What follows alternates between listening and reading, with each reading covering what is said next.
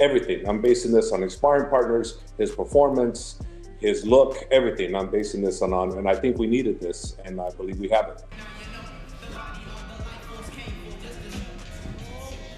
Javier Mendez isn't holding back. He's confident Islam Makhachev will make history at UFC 322. With a focused camp, renewed energy, and a clear goal, Team Islam believes the welterweight title is already within reach. As discussions grow around how this matchup could unfold, Luke Thomas broke down the key areas that might decide the fight.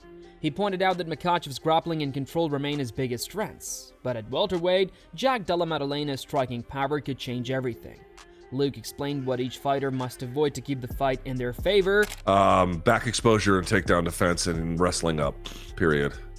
I mean, it just doesn't seem very difficult for me to think that if this fight is a striking contest predominantly, Islam's going to have real problems. Islam is not a shitty striker by any stretch of the imagination. I think everyone would agree, but he's not JDM. And again, up a weight class too, not just in terms of pure ability, but how that leverages up a weight class. If he can make this a striking contest, then, you know, predominantly, not exclusively, of course, but predominantly, then I feel like it's his fight to lose, to be honest with you. But, you know, if he's constantly getting taken down, if he is being held down, if he is giving up back exposure, even then he might be able to find ways to win, but it makes the job. And building on his earlier breakdown of the matchup, Luke also touched on what's at stake beyond the fight itself. He explained that if Makhachev manages to win at welterweight, it wouldn't just be another victory, it would be a major milestone in his career. Luke then analyzed how such a win could impact Islam's legacy among the sport's all-time greats. So he's got that one, he's got the Oliveira win, that's the second one. And then he's got, who did he beat in his last one? Poirier. That's a nice win, but that's not a super elite win. This would be an elite win, right? Because you're up a weight class for the championship. That's elite. So he'd have like 3 elite wins in my judgment on that. Now he's obviously got, was he 27-1? So he'd be like 28-1. That'd be super impressive. Like, don't get me wrong, he's got a phenomenal resume, but GOAT? No, we're not there. You don't have enough elite wins for that. Continuing his analysis, Luke pointed out how behind-the-scenes stories and gym reports can shape public perception before big fights. He mentioned that while Islam Makhachev's dominance in training is well known, Jack Della Maddalena doesn't receive the same spotlight. Luke noted how media coverage and promotion, or the lack of it, can sometimes influence how fans and odds makers view a matchup. Makhachev just fucking murdered him for 2 hours. He couldn't do anything to him. He was like, I'm an 85er and this guy's a 55er. I can't do shit to this guy. You know, and you're hearing I've just noticed there's a lot of that happening going out there. And, you know, the other part too is I don't know how the odds makers ultimately, what evidence they cobble together to make their odds. But the fact that JDM he's not like a big media star. I know he's done some stuff, particularly in Australia. I know he had an interview out with Izzy recently. And as UFC 322 approaches, Coach Javier Mendez shared his thoughts on Islam Makhachev's preparation for the biggest challenge of his career. He explained that every camp with Islam has been strong, but this one stands out. With the move to welterweight and a dangerous opponent ahead, Mendez believes Islam has reached a new level in both focus and performance. Well, you know, every fight camp has been really good with Islam. You know, he's been great every fight camp, but I have to admit, this one, he's eclipsed all his other training camps as far as being ready physically, mentally, everything. This one eclipses every one of them, and this is the one he's going to need it for also. So it's probably a good thing, right, that we're the best we've ever been going into the toughest challenge we probably have ever faced. I can't say anything other than I've never seen them look this good. Following his thoughts on Islam's best ever training camp, Javier also addressed questions about size and weight for the welterweight move. Many fans and even Jack Della Maddalena have suggested Islam might be too small for 170 pounds. Mendez explained how Islam's current weight and strength prove otherwise, revealing key details about his physical condition heading into UFC 322. Yeah, he was basically, he'd walk into training camp around 179, 180, you know, and this camp here, he came in about 190, 191, you know, so it's 10 pounds heavier. But you got to remember, you know, there's a big difference between 155 and 170. That's a 15-pound difference. So he has 5 pounds less to lose on this one than the last one. So, you know, that could very well be why he's stronger, you know, this camp, because he didn't have as much to lose, you know. But still, I think, for a 170, I think he's not a bad 170. We walk around 190, that's not bad. Not bad at all. After discussing Islam's physical readiness and weight, Javier Mendez turned to the opponent, Jack Della Maddalena. He emphasized that while some believe Islam is easy to predict, the team is fully prepared for a tough challenge. Mendez highlighted the respect they have for JDM's skills and shared how much time he spent studying his fights to ensure Islam is ready for every scenario inside the cage. I don't know. I mean, they say his camp has also alluded to the fact that Islam's easy to figure out too, and I don't know what their plan is. I really don't. All I know is, we're prepared for a super tough JDM, and don't care what I hear on any side. I know what we're dealing with. We're dealing with a hell of a champion that we respect. We have a huge amount of respect for him. And myself personally, I watched the fight on between him and Bilal Muhammad 7 times, and I've never done that with anybody. 7 times I watched it. Wow. That's a lot because I respect him. He's good, man. He's good. I believe we're going to beat him, but we doing our homework, but this guy's good. Building on his previous points, Javier Mendez elaborated on what makes this training camp stand out. He highlighted Islam's improvements in every aspect of his game: striking, grappling, conditioning, and mindset. Mendez explained that while they're confident in taking on the welterweight challenge, they maintain full respect for Jack Della Maddalena, knowing that honoring their opponent is key to executing their plan successfully. Every part of his game impressed me. He's improved everywhere: the stand-up, the ground, the conditioning, the mentality, you name it. He eclipsed any other camp I've ever been with him. This is the best camp that I've ever seen him do with us. I've never witnessed him being this strong, this mentally prepared, and this hungry. He's this hungry. So I know what I have, and we have a hell of a challenger for that welterweight title, and I really strongly believe that we're going to take that title. But it ain't going to be easy. It ain't going to be easy, But we have to respect Jack immensely in order to be able to do that. If we don't respect him, I think we can run into problems. But the problem with respecting him, everybody on our camp respects him immensely. So I think we're well on the right track. In addition, analysts are breaking down the matchup between Islam Makhachev and Jack Della Maddalena. The main question is how the fight will start, whether Islam will use his wrestling early, or if Jack can control the striking exchanges. Chael Sonnen believes the opening moments could set the tone, giving either fighter a potential advantage depending on how the fight begins. It's going to be interesting. I think Islam is going to get tagged a couple of times, and I think we're going to see if he goes to that wrestling quickly.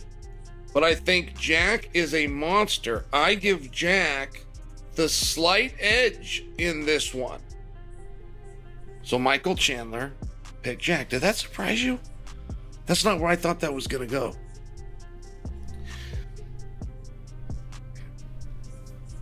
Guys, sometimes when you're trying to beat somebody, you got to watch somebody else. And sometimes when you're trying to beat somebody, one of the greats, it can take about 5 other people to fight them for you to beat them. Sonnen also highlighted the importance of preparation and studying opponents. He explained that Islam's grappling is a major weapon, while Jack's striking and power create a real threat on the feet. The fight essentially comes down to each fighter using their strengths effectively, wrestling for Islam and striking for Jack, making strategy and timing crucial for victory. Let me give you the example. Now, Michael Chandler has given you an extremely basic approach to this fight, which is if it goes to the ground and Islam's on top, Islam's going to beat him, and if it stays on his feet, Jack's big enough and he's got the power, Jack's going to touch him, hurt him, and Jack's going to beat him. But that sounds right. I mean, it would be a really big surprise if Jack won because of his grappling, or if Islam won because of his striking. Like, Chandler's right. It's just the history of the sport back to 1993 when you have a striker versus grappler battle. History says it favors the grappler. But that history led us right to about 2014. Finally, Sonnen put the matchup in context with MMA history, noting how striker versus grappler battles have evolved. While grapplers often had the edge in the past, striking has become more effective in recent years. This fight could reflect that shift, with both fighters capable of surprising the other, making it a must-watch for fans curious about how styles and strategy clash at the elite level. And it started to change. It started to change for a while. Holly Holmes of the world, Jose Aldo's of the world, Anderson Silva, and I realized he was just a little bit past, but then you pass to the Israel Adesanyas and the Tom Aspinalls and the Alex Pierres, right? Like the dominant striker began getting the edge, and now we're starting to see that blow back just a little bit. And we're starting to see the Chimaevs. And Islam would certainly count. Perhaps we're going to learn something different Saturday. That's why these boys have to fight next Saturday.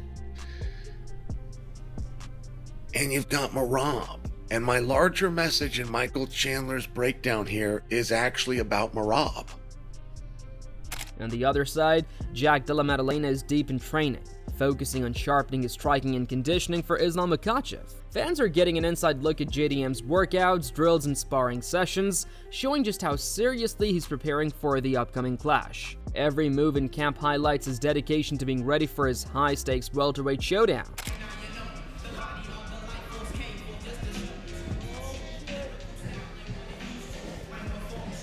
Following Jack Della Madalena's intense training camp and preparation highlights, Khamzat Chimaev shared his thoughts on the upcoming clash with Jack Della Maddalena. He noted that both fighters are strong and competitive, and while some coaches might slightly favor JDM, Khamzat personally believes Islam has the edge, drawing from his first-hand experience, training alongside him and seeing his skills up close. Jack or Islam? Well, Islam will get the and Jack will do that. When I asking he coach brother wait what he gonna say, we'll see. Your opinions? 5% od Madalenos. Oh, Islam to jest bueno. Khamzat added that Islam moving up to welterweight adds an extra challenge, testing how he adapts to the new division. He expects Islam to rely on his wrestling and control to dictate the fight, but he also emphasized that JDM is dangerous on the feet, making the matchup both unpredictable and exciting for fans. Coach says 55% Madalena, 45 Islam, but I think Islam will see. Both good fighters. Islam moving up, it's interesting to see what's he gonna do. But I think Islam will be more, he's gonna use his wrestling more in this fight. Building on Islam Makhachev's intense training and Khamzat Chimaev's prediction, John and Nick broke down Islam's grappling and wrestling as the key factor against Jack Della Maddalena. He explained that for JDM, this fight is like a Dagestani wrestler test, similar to the tough challenges Islam has faced in the past. And Nick also noted that sportsbooks are favoring Islam, reflecting the confidence in his skills and preparation. So you're going to hear a lot of people talk about the layers to Islam Makhachev's grappling game and his wrestling game. And when you look for comps, when you look at Jack Della Maddalena's career, I remember early on in a fighter meeting, in advance of his fight against Ramazan Ameev, he called it the Dagestani wrestler test. And he sort of felt like this is a good time for me to pass the Dagestani wrestler test. Well, this is the Islam Makhachev test. And it ain't Ramazan Ameev. With respect, it ain't Gilbert Durinho Burns. It ain't Bilal Muhammad. You know, it's all of that and then some. And as such, Johnny Avello and the folks at DraftKings Sportsbook have entrenched Islam. And, you know, they did open this line lower, but they have him right now entrenched at minus 305. And, you know, the handle will dictate where the line goes. But I find that absolutely fascinating. And real quickly, before we move on, Ken Flo. And Nick added that while both fighters are highly skilled, Islam's grappling improvements could be decisive in this matchup. He emphasized that factors like speed versus power will also matter, but the fight will likely hinge on who can best control the action in the cage. This analysis reinforces the idea that Islam's disciplined preparation and wrestling could give him the edge on fight night. Valentina Shevchenko minus 118, Zhang Weili minus 102. Do you feel particularly convicted on either side of this one? Gosh, this one's a tough one for me. I've been kind of going back and forth on this one. Both champions have been so dominant in their respective divisions. We've seen some hiccups from both these guys, whether it's, both these ladies, whether it's been, maybe not the best performance, or we've seen a loss here and there. But these ladies are fighting at the best of their ability right now. And I don't know. I think for me, it comes down to maybe power versus speed. Of course, Shevchenko with having the power and Wei Li having that speed. But Wei Li has improved so much as a grappler. And that's one thing I've been kind of leaning on a little bit in this decision. So it's going to be tough. So oftentimes it sounds hyperbolic when I talk about recent things as opposed to past things, but I cannot necessarily remember. Following the discussion of Islam's grappling and wrestling dominance, Nick Barnhill emphasized the importance of cage control in UFC 322. He explained that Islam thrives in the center of the octagon, using pressure to take opponents down. Any movement too close to the cage can play into his hands, making positioning and footwork critical for Jack Della Maddalena to avoid being controlled. His ability to control the cage, or at least where he is in the cage, which is inside of the black lines. Yeah. He loves to stay in the center, and we've heard it for years and years now. When you're fighting a guy like Islam, when you're fighting a pressure guy who loves to take you to the cage and bring you down, you cannot get anywhere near the cage. As soon as your back foot is behind that black line in the cage, you're now 1 to 2 steps away from being on the cage. Yep. And a guy like Islam will put you there every time you give him the opportunity. So Jack, if you go back and watch his fights, one thing that we've seen out of him is he's very good at maintaining the center of the octagon, even when he's defensive. In addition to his dominance in positioning and cage control, Nick Barnhill highlighted how Islam Makhachev has continued to evolve as a fighter. He noted that Islam isn't just technically strong, he's constantly improving, addressing potential gaps in his game, and staying hungry even as a top contender. This combination of skill, work ethic, and adaptability makes him a serious threat, especially when the fight goes to the ground. And what I've noticed is he's made leaps and bounds as far as his skill in that realm in recent time. Like, Jack is one of those champions that is getting better day by day on the job as the champion. He's able to go and make drastic improvements in his skills and drastic improvements in places that we assumed he might have holes in between fights and in between camps as the champion, which shows the kind of level he's at, but also he's not resting on his laurels. He's going hard. He still sees himself as this hungry guy. And I think the fact that he's an underdog in his own division where he's the champ is only going to fuel fire even more to go prove something to this smaller contender who's coming up. So when you break down the X's and O's, yes, Islam has a lot of ways to get this fight to the ground. He also knows how to finish fights on the feet. I wouldn't bank on Islam winning this fight on the feet. If he does get it done, it's going to be on the ground. With all the analysis, training insights, and expert breakdowns considered, it's clear that UFC 322 isn't just another fight for Islam Makhachev. From Javier Mendez's confidence in his peak camp to Khamzat Chimaev's prediction, John Anik's and Nick Barnhill's technical breakdowns, and Sonen's historical context, Islam appears fully prepared to make a statement in the welterweight division. His grappling, pressure, and adaptability could be the deciding factors, while JDM's striking and power keeps the matchup unpredictable. Fans can expect a strategic high-level clash where every move matters, and the outcome could reshape Islam's legacy in MMA. So, who do you think will come out on top at UFC 322? Islam Makhachev with his grappling and control, or Jack Della Maddalena with his striking and power? Comment your predictions below.